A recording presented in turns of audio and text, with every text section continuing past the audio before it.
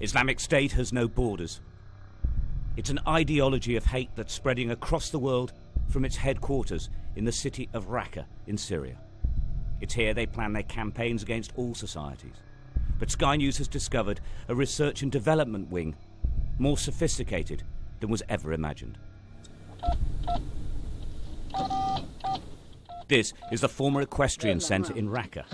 And here they're developing a remote-controlled car. It's a prototype, scavenged and put together in their workshop. The idea is that this can be replicated by sleeper cells abroad. This is a bomb, and they're filming how it is made.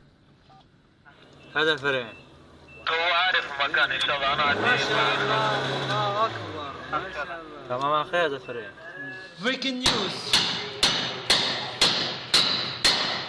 Some of the trainers and designers make no effort to disguise themselves.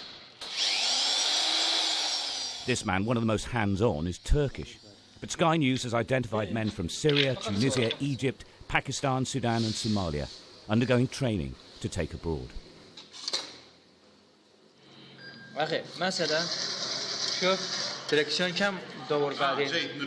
In countries where suicide bombers are scarce, remote-controlled bombs are an ideal weapon.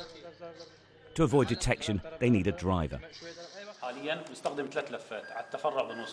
The mannequin is coated in wire and wrapped with foil to distribute heat. A self-adjusting thermostat will bring the mannequin to the same temperature as a human body. Lasers are attached to the head to create eyes. If the vehicle is scanned with any type of heat detector, it will emit the signature of a human being. If you had a vehicle driving towards you and there was nobody in it, that would probably result in a course of action, i.e. a long-range standoff attack. But if the sensor identified what it believed to be a human being in that vehicle, then potentially that vehicle could get significantly closer before any, counteraction would take place. So they've really thought about the tactics of the different security forces. They've second-guessed the potential courses of action that those security forces might make. And they've come up with a solution, it appears, that can potentially counteract that. So it's very, very clever what they've done. In this section of the video, a man explains in Russian that all types of explosive materials can be used if they have the right fuses. They have an array of materials available to make bombs: TNT, improvised missiles, and stockpiles of plastic explosives. Remember, this video is for the terror group itself. It's not the usual Islamic State propaganda. In Turkey, an Islamic State defector confirmed that a top-secret training program was known about in Raqqa, his hometown. The program, he says, was about attacking countries in Europe and further afield. أغلب الأوقات كان حسب معلوماتنا جوا كان إنه يتم تدريس الفيديوهات هي تصويرها مو مشان الداخل، لأن بالداخل فيهم يدربون عليها بشكل علني بالداخل. كان يتم تصوير الأمور هي وتوثيقها مشان بالخارج، مشان مثل أوروبا، مشان مجموعات أكبر. بس أما التصويرات هي كانت تصير لمجموعات أكبر، لحملات أكثر. بس طبعا مو بالداخل، مو بسوريا ولا حتى بالعراق Crossing the Turkish border, skirting its military presence, Islamic State has been sending terror trainers north towards Europe for months.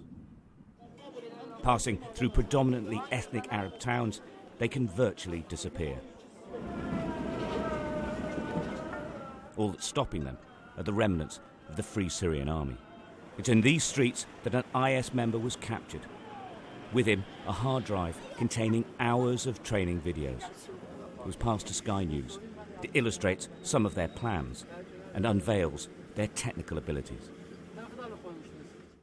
What's clear is that Islamic State is working on weapon systems and weapons that'll help them to continue their war in Syria and Iraq. But more importantly, they're also developing skill sets and weapons that can carry out more spectacular attacks in other countries. In North Africa, in Tunisia, for example, in Russia, and also in Northern Europe.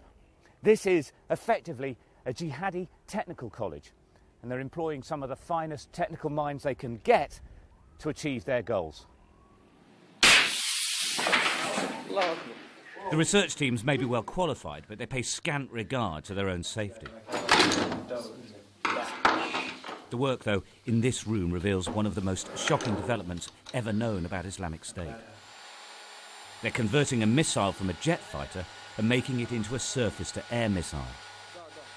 There's a heat-seeking warhead. It can take out a passenger jet. 99% of the time, these missiles hit their targets.